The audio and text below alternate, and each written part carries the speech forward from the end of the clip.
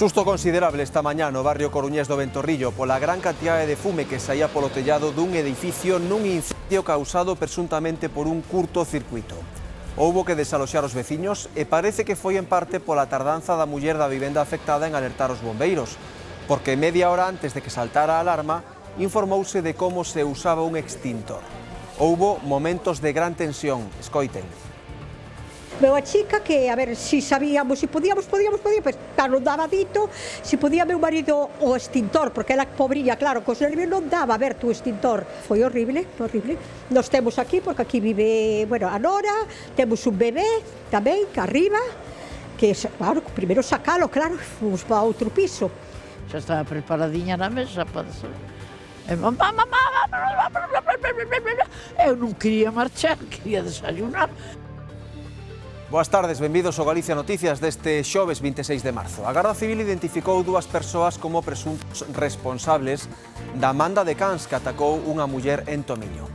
A afectada de 77 anos quedou ferida de gravidade e aínda se está a recuperar das trabadas.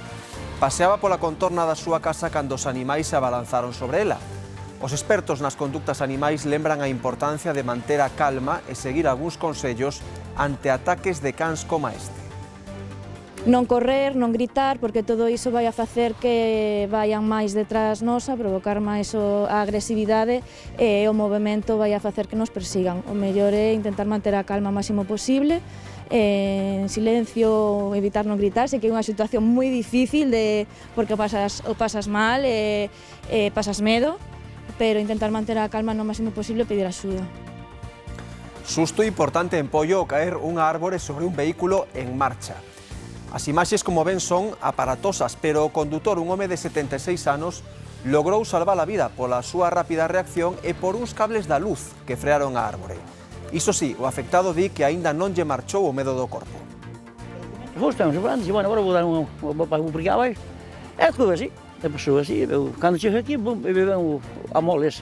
E daí, assim, medio, assim, claro, botei as mãos à cabeça, eu estou... E despois, claro, traio ao móvil, non daba encontrado o número do rapaz, nin da muller, nin nós, con tanto nervos. Suerte, se lle digo, estes cables. Senón, a mí machácame e trónzame abaixo. Os concellos da comarca de Bergantiños e os seus habitantes están fartos dos cortes na telefonía e internet. O último foi en Malpica e durou como mínimo 6 horas. Estes fallos, sempre asociados ás coberturas de Movistar, complican a vida dos negocios, os servizos públicos e os particulares que empregan as súas redes. Muchísimo, falla muchísimo. Ayer mismo estuvimos desde las 10 de la mañana hasta las 7 de la tarde. Os últimos meses, pois, esta debe ser a quinta ou a sexta vez que sucede isto. E logo os bancos e o centro médico é todo. Sin internet non hai nada hoxe, Polémica no concello ourensán de Cualedro a conta dun concerto suspendido. O agosto pasado, durante as festas de verán, ia actuar unha orquestra na localidade. A vaga de incendios que afectou a provincia nesas semanas tamén chegou a Cualedro e obrigou a cancelar a actuación. O problema xurdiu cando a orquestra exixiu cobrar polo menos a metade dos honorarios pactados, para indignación da Comisión de Festas. O día 14, pois já se tomou a decisão, o dia 14 de manhã, de suspender as festas, porque era lume a todo ao redor do povo, fogo e tudo. Então tomamos a decisão de suspender as festas. Nós, o dia 15 de manhã, chamamos a orquestra, o representante chamou a orquestra para dizer que se suspendiam as atividades todas. A orquestra ten gastos, independientemente de que se faga o bolo. O 15 de agosto é a data máis importante do ano, na que máis se cobra. É fundamental para os resultados da orquestra.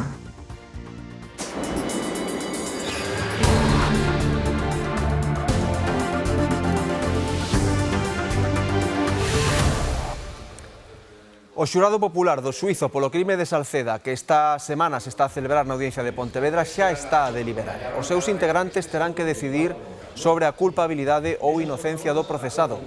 Está acusado de matar o mozo Sufián Majra na madrugada do 8 de xuño de 2019. El defende a súa inocencia. A súa defensa solicita libre absolución fronte aos 25 anos de cárcere que pide a Fiscalía. A familia da vítima confía en que lle impoñan a máxima pena. O dono dun bar de Lalín di estar farto dos altercados que adoita provocar un indixente de orixe romanesa que vive na vila e que ten problemas de alcoholismo. Nos últimos días Provocou unha pelexa no seu establecemento en outro local, pero aseguran que tamén se comporta de xeito agresivo na contorna do edificio abandonado onde vive como ocupa. A última lea na que se viu implicado un home coñecido popularmente en Lalín como o Rumano tivo como escenario este bar situado na rúa Alcalde Ferreiro. O dono asegura que este individuo estaba baixo os efectos do alcohol porque ten problemas de adicción e enleouse con outro cliente que tamén presentaba os mesmos síntomas. O martes houve aquí unha pelexa con dúas persoas, un deles é un rumano que hai aquí en Lalín que sempre se mete con todo o mundo, meteuse ca camarera, meteuse con varios clientes que había aquí. Onte quixose volver meter, estamos así todos os días con este personaje que é conocido xa en Lalín porque está aquí de ocupa, está causando problemas en todos os bares, o domingo causou outro problema aquí noutro bar aquí ao lado e así seguido. Xusto acabou aquí o altercado, foi na ambulancia e estaba bebendo viño ali no ambulatorio a diestro e a siniestro. Manuel entende que é complicado, pero cree que alguén debería tomar medidas para evitar que acabe pasando algo grave. Asegura que este home é conflictivo a causa da súa adicción e tamén ten actitudes violentas na zona onde vive como ocupa neste edificio abandonado. Porque xusto eu vivo ali, a xente toda que pasa amenaza que non pode pasar por ali, amenazou a miña muller, o que pasa que a miña muller non lle anda con hostias, pero amenaza a todo o mundo. É complicado, eu supoño que habrá alguén que poida tomar medidas, pero non sei quen é o oportuno que poida tomar esas medidas. O mesmo martes houve outra liorta entre outros dous individuos que estaban baixo os efectos do alcohol e que chegaron a lanzarse ás cadeiras da terraza do outro bar. A Garda Civil mantén aberta unha investigación tras o ataque dunha manda de cans a unha muller no concello pontevedrés de Tomiño. Nas últimas horas, os axentes identificaron dúas persoas como presuntos responsables dos animais. Alejandro. Sí, efectivamente, a Garda Civil xa logrou identificar aos donos dos animais implicados. Dos 7 cans, 6 eran dun home e o outro restante dunha muller. Ambos os dos, segundo informan dende a Garda Civil, moradores dunha vivenda que está preto do lugar onde aconteceron os feitos. Eses 7 cans, máis outros 3 que pertencen a esa muller, carecían de microchip, algo que é totalmente obrigatorio. 5 deles xa foron trasladados a un refuxio da Diputación de Pontevedra e un aínda segue en paradoiro descoñecido. Mentres, a víctima segue a recuperarse das súas feridas na súa casa e, paralelamente, a Garda Civil mantén aberta a investigación. De feito, esta mañá por aquí estivo unha patrulla da Garda Civil recabando información. Dúas persoas foron identificadas como os propietarios dos 7 cans que atacaron a muller de 77 anos neste lugar de Vidacenlle. Residen nunha mesma vivenda, segundo datos da Garda Civil de Tomiño, que instrue as dilixencias. Son animais pequenos que estaban soltos e que actuaron en grupo. Por medo, pode ser por territorialidade, porque se sintan amenazados por algún comportamento da propia persoa ou, en xeral, que teñan medo a persoas descoñecidas. É verdade que ao ser unha xauría, un grupo de cans, entre eles, pois a comunicación que ten suelen contaxiarse e poden chegar a facer conductas de acoso ou bullying. Se atopamos un grupo de cans, estamos sós e non podemos evitalos. As recomendacións dos expertos, manter a calma, aínda que sexa complicado.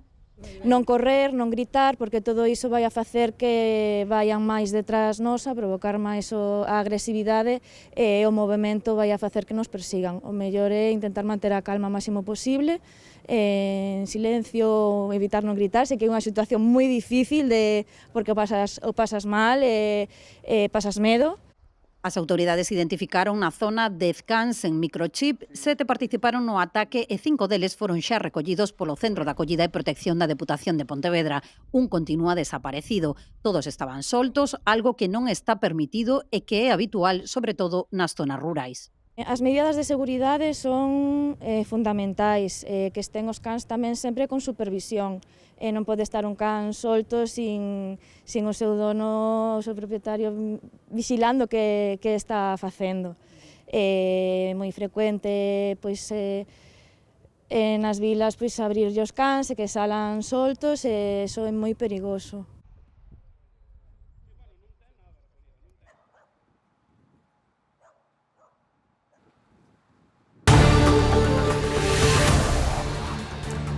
Volveu suceder, esta vez en Pollo, unha árbore derrubada polo vento caeu sobre un coche. O condutor tivo sorte, uns cables frearon a caída da árbore o suficiente para que lle dera tempo a frear e que caera sobre o capó en vez do habitáculo. Vémolo de seguida aquí, no Galicia Noticias.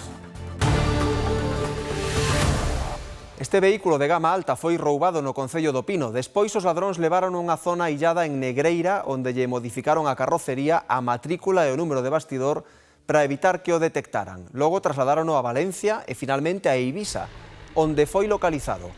A Garda Civil da Coruña desartellou agora a rede delituosa responsable deste roubo. Os axentes detiveron o líder do grupo, un veciño de Oroso de 29 anos. Outras 5 persoas participaron supostamente no roubo. Un coche quedou calcinado esta mañá en Poio. No vehículo viaxaban 2 irmáns e os seus fillos que ían ao colexio nese momento. Por fortuna, os 4 saíron ilesos. Puideron abandonar o vehículo a tempo, xusto cando viron que o fume comezaba a saír do motor. Ademais de resultar moi afectado o coche, tamén quedaron danados os valados a ambas as dúas marxes da rúa. O lugar acudiu a Policía Local de Poio e a de Pontevedra e os bombeiros. Na Coruña, un gran susto sacudiu os veciños dun inmoble do barrio do Ventorrillo tras declararse un incendio nunha das vivendas do último andar. Reyes. Todo apunta a que a causa deste lume foi un curtocircuito. Aínda non eran as 9:30 da mañá cando os veciños, moitos deles aínda en pixama e co medo metido no corpo, eran desaloxados. Porén, aquí, algúns deles nos comentaban que minutos antes, contra as 9 da mañá, a muller que reside na vivenda onde se orixinaron as lapas chamou ao parque de bombeiros para informarse de como funcionaban os extintores. Os profesionais preguntáronlle se necesitaba axuda e ela dixo que non, porén 15 minutos máis tarde si foi necesario que se trasladaran aquí, a este barrio do Ventorrillo, 3 dotacións de bombeiros para sufocar o lume. Veu a chica que, a ver, si sabíamos, si podíamos, pues non daba dito, si podía meu marido o extintor, porque ela pobrilla, claro, cos nervios non daba a ver tu extintor. Otras vecinas empezaron a gritar, hay fuego, salir del edificio, empezaron a timbrar por el portal y salimos. Desde a rúa víase esta densa fumareda e foron varias as persoas que alertaron o 112. Rapidamente se achegaron até este inmoble do barrio do Ventorrillo 3 dotacións de bombeiros que, coa axuda da Policía Nacional e Local, desaloxaron os veciños, entre eles esta anciá de 101 anos. Eu iba a desayunar, xa estaba preparadiña na mesa para desayunar. Eu non quería marchar, quería desayunar. E tomei as pastillas e me viñen, pero as pastillas non as deixei. Llamé a mi hermano, se vistió y nos bajamos para la calle. Y aparte que el perrito, tengo un perrito y lo tengo que meter en el transportín y no quería, pero...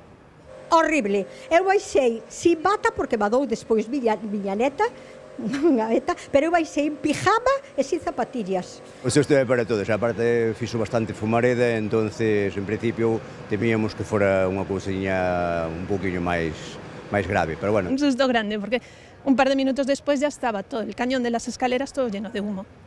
2 veciños tiveron que ser atendidos por inhalación de fume. Las personas que sí que les afectó un poco el humo, pero después no. ¿Fueron atendidas aquí? Sí, por unas ambulancias. Sí, no sé, un chico, la señora sí, solo la atendieron un par de minutos y se recuperó bien. En canto aos danos materiais, cuantiosos. Una vivienda en la cual tiene acceso a una buhardilla que es la que ha sido afectada. Aparentemente son por causas eléctricas. Parece que hai bastantes daños no que é no tema dos cañóns do edificio por culpa do fume e depois os daños polo lume, pois non sabemos hasta que punto chegou. Hora e media despois xa comezaban a regresar aos seus fogares.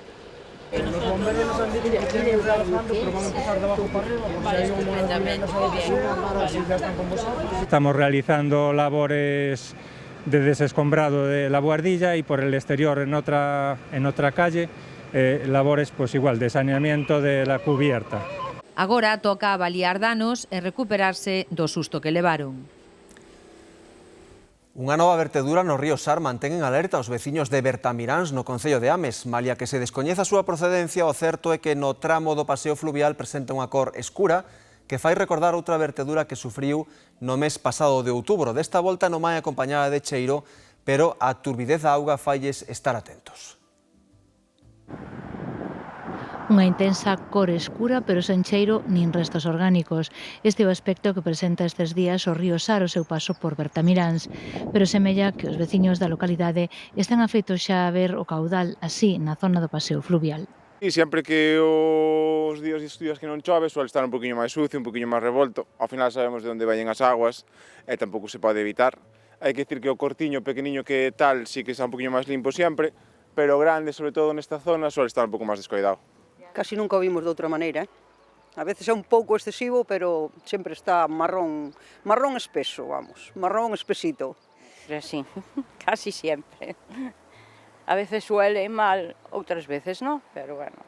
Ou se leva un color marrón, pero bueno, outros días leva colores radioactivos, e por non falar do cheiro, que é insoportable a veces. Ou se hai aire non se nota moito, pero outros días non se soporta. Desta volta as alarmas saltaron porque se descoñece a súa orixe. Hai apenas 5 meses a calidade das augas víase alterada pola contaminación que deixou a vertedura de residuos fecais, pero nesta ocasión non hai cheiros nin restos que fagan adiviñar por que o río presenta este aspecto ao seu paso por Bertamiráns. Eu descartaría vertido con alta carga contaminante porque non se aprecian olores, que ao final é a alarma principal que nos xera cando é unha situación así. E xa digo, tamén ven augas arriba do termo municipal de Ames, pode ser algunha obra que haxa, non descoñezo. O que si parece estar claro é que a orixe desta vertedura se sitúa fora do municipio, e malia que os veciños amosan o seu malestar por unha situación que viven moi a miúdo, desta volta non se perciben cheiros nin hai restos de residuos. As queixas polo servizo de telefonía e internet na Costa da Morte reavivan logo dun novo corte prolongado. Sabela, onde foi esta vez e canto durou? O último corte, esa última avaría, afectou sobre todo a 4 concellos. Aquí estamos en Malpica, pero tamén en Laxe, Ponteceso e Cabana. Os clientes de Movistar estiveron sen telefonía e tamén sen internet. Algúns aseguran que a avaría durou máis de 5 ou 6 horas, pero a cousa é que non é a primeira vez nin moitísimo menos. Levan sufrindo cortes e averías constantes e puntuais desde hai meses. Aseguran que xa desde o mes de xaneiro. A compañía non lles dá unha solución. Afecta aos particulares, claro, pero tamén ás empresas, os autónomos. Moitos negocios aquí aseguran que se lles complica moito o seu traballo porque, por exemplo, non poden cobrar os seus clientes coas TPVs as tarxetas de crédito, non poden chamar tampouco por teléfono os seus clientes, nin recibir correos electrónicos. Afecta tamén a administración, é moi complicado facer algunhas tarefas, por exemplo, no concello sen internet, nos bancos ou nos centros de saúde. Moitos clientes aquí, de Movistar, aseguran que están pensando en cambiar de compañía o antes posible. Os veciños de Ponteceso, Cabana, Laxe e Malpica levan meses sufrindo cortes recorrentes de internet e telefonía. Por la mañá levantarse, nada, non hai internet, ni nada, ni televisión, ni nada. Sí que falla, sí, bastante. Non sei por qué. Non hai cobertura de Movistar, nada. Muchísimo, falla muchísimo. Ayer mismo estuvimos desde las 10 de la mañana hasta las 7 de la tarde. Os últimos meses, pois, esta debe ser a quinta ou a sexta vez que sucede isto. Non se sabe por qué, pero xa leva unha temporada fallando, Isto é unha ruína. Se non hai internet é o que hai agora ata ahora. Estes fallos, sempre asociados ás coberturas de Movistar, complican a vida dos negocios, os servicios públicos e os particulares que empregan as súas redes. Sin internet, sin teléfono, sin nada, porque lo terrible es que no te dejan llamar ni recibir llamadas. Como teñen todo no ordenador, pois non teñen nin para cobrar, nin a veces. O DPV sí que fallou xa un par de días. Sobre todo para as ventas que temos que cobrar, non podemos cobralas. Bueno, tivemos que valernos de algún móvil dos que ten algunha das persoas que traballan aquí, que están con outra compañía, pois para poder facer algunha chamada ao exterior, senón estábamos, pois nada, totalmente apagados, digamos, digitalmente. Antes non pasaba nada, pero hoxe en día é problemático. E logo os bancos e o centro médico é todo. Sin internet non hai nada hoxe, Tanto as administracións locais como os particulares pídenlle explicacións e solucións á compañía, pero ata o momento a resposta recibida non lles parece abondo. Xa chamei e, claro, dice que son problemas da fora que non saben. Falounos dunha incidencia, pero sin saber que tipo de incidencia é.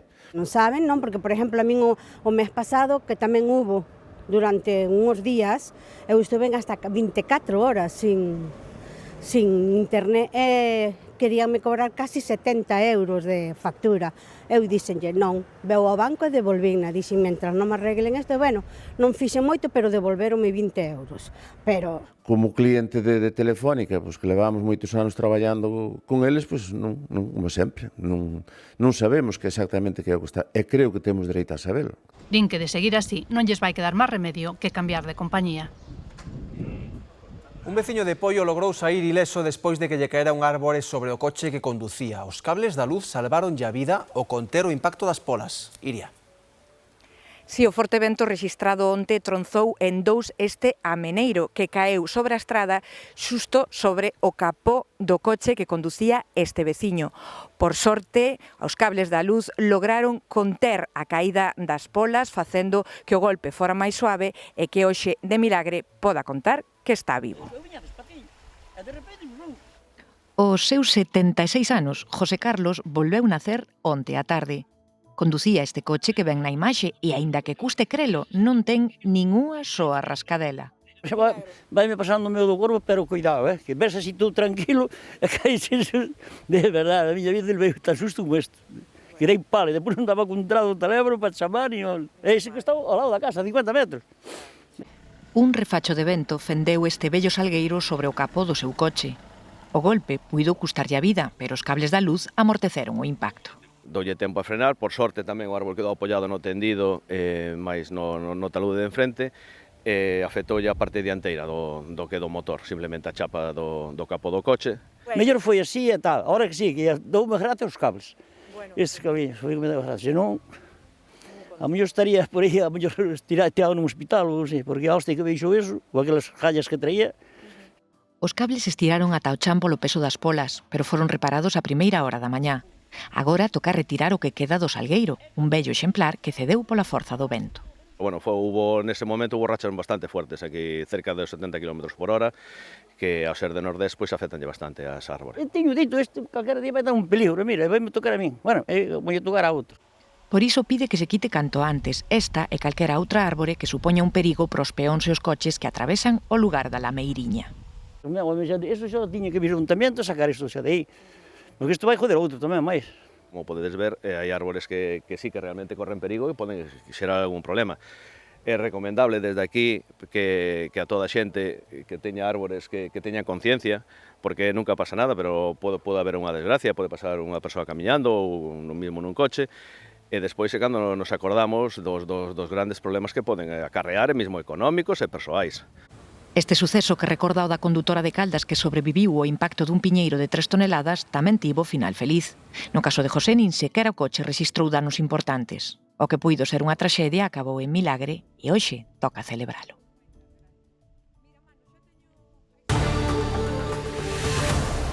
O día 14, pois já se tomou a decisão, o dia 14 de manhã, de suspender as festas, porque era lume a todo ao redor do povo. Nós, o dia 15 de manhã, chamamos a orquestra, o representante chamou a orquestra para dizer que se suspendiam as atividades todas. A orquesta ten gastos, independientemente de que se faga o bolo. O 15 de agosto é a data máis importante do ano, na que máis se cobra. É fundamental para os resultados da orquesta.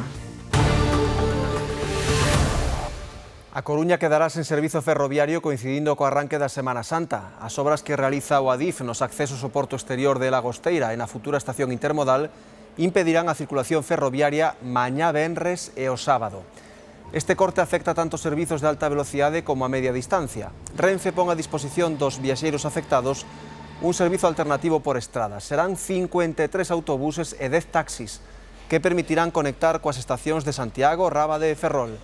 Como consecuencia destes cambios, podería modificarse o horario de algúns dos trens ou rexistrarse atrasos. Renfe comprométese a reforzar a información aos viaxeiros e mesmo a cambiar ou anular o billete sen custo. Aviso tamén os conductores, porque o tráfico estará limitado nos accesos á estación para facilitar a mobilidade do transporte público. E a locomotora situada a carón da intermodal de Ourense que loce dende hoxe a mañá restaurada. O arranxo iniciouse en outubro e tivo un custo de 200.000 euros.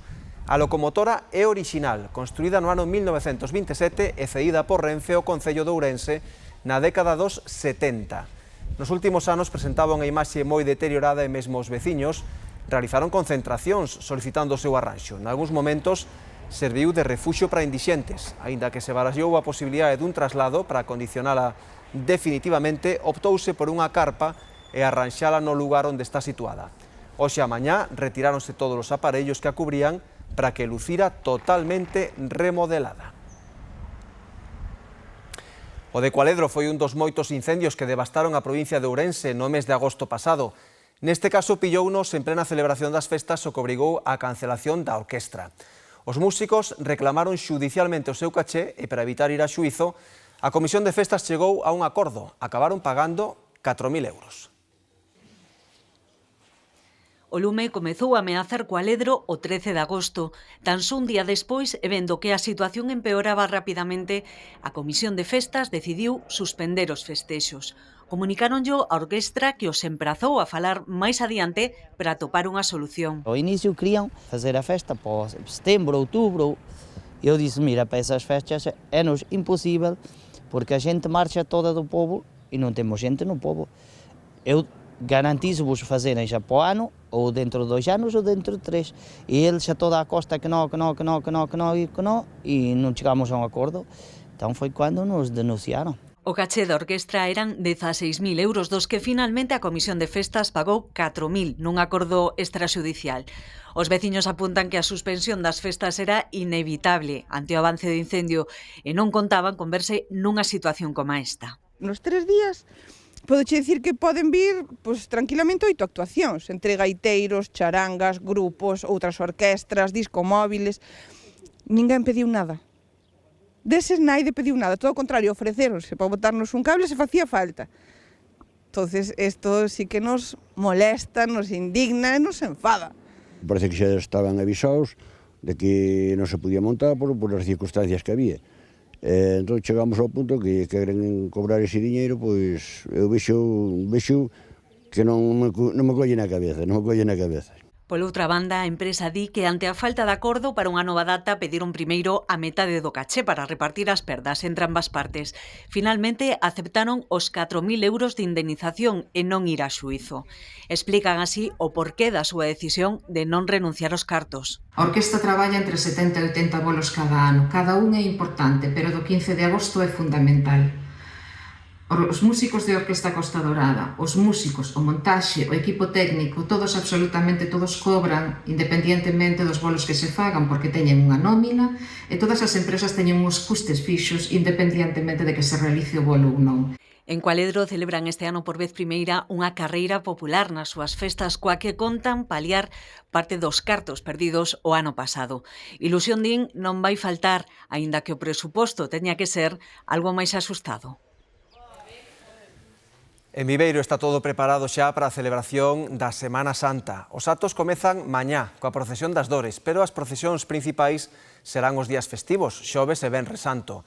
Nelas participan máis de 2.000 confrades e hai lista de agarda para aportar as imaxes. A Semana Santa tamén é un atractivo turístico nestes días e os hotéis da Vila Mariña colgan o cartel de completo.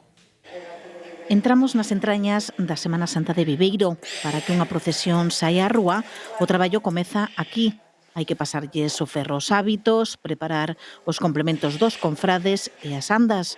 E así levan máis dun mes. Estamos aquí a ver que están planchando 3 mulleres e xa levan un mes, porque temos máis de 700 traxes da Irmandade de Mulleres da Santa Cruz, pero que cada traxe implica unha túnica, unha capa, un capirote, unhas calzas, é dicir, con moitos complementos. Isto multiplícase por todas as cofradías. Máis de 2.000 confrades procesionan na Semana Santa de Viveiro. Na cidade hai unha gran canteira. Un cuidado especial pola canteira, polo futuro. Entón, os nenos, os xoves, xa participan en diferentes seccións. Hai 8 confrarías e en todas elas hai listas de agarda para levar os pasos coas imaxes. Lista de espera porque temos máis xente que quere levar da que realmente corre. A Semana Santa de Viveiro celebrase de forma ininterrompida desde o século XIII e desde 2013 conta coa declaración de interese turístico internacional. Están dende fai varios anos sempre o 100%, casas rurais, aloxamentos, realmente Viveiro, bueno, pues está cheo de xente. Canta máis xente, pues máis dinamismo, tanto comercial como hosteleiro, e eso redunda na economía da vila. E cada ano vai a máis. Hotéis e restaurantes reforzan nestes días o seu persoal. Mareiros, axudantes de cociña, cociñeiros, os hotéis reforzando o persoal de limpieza, recepción, ao final, bueno, pois o primeiro é coller persoal para poder atender moi ben a toda esa xente que nos visita. Ademais das procesións, a cidade conta estes días cun amplo programa de actividades culturais, visitas turísticas que comezan aquí, na carpa onde se exhiben todos os pasos.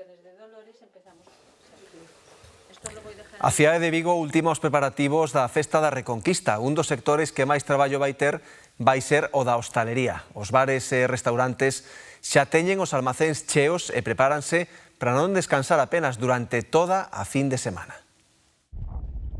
Ringleiras en Vigo para facerse cos últimos detalles do traxe para celebrar a Reconquista. Entre panos, chalecos, saias, medias, zapatos, bueno, vendemos un poquinho de todo tipo de complementos. A xente ven buscando a veces saias vistosas de cadros, de flores que nós tamén as confeccionamos para outras datas, para seráns, outras foliadas, e a xente ven buscando iso, e a veces pois temos que facer unha labor de concienciación, porque realmente iso non, esos tecidos non os había no 1800, hai que facer un poquinho de labor pedagógica.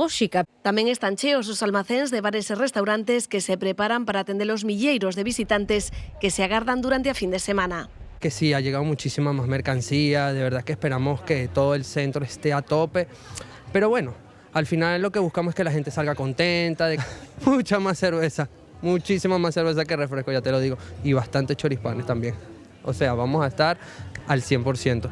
De verdad que nos preparamos bastante ben por si acaso temos moita venta.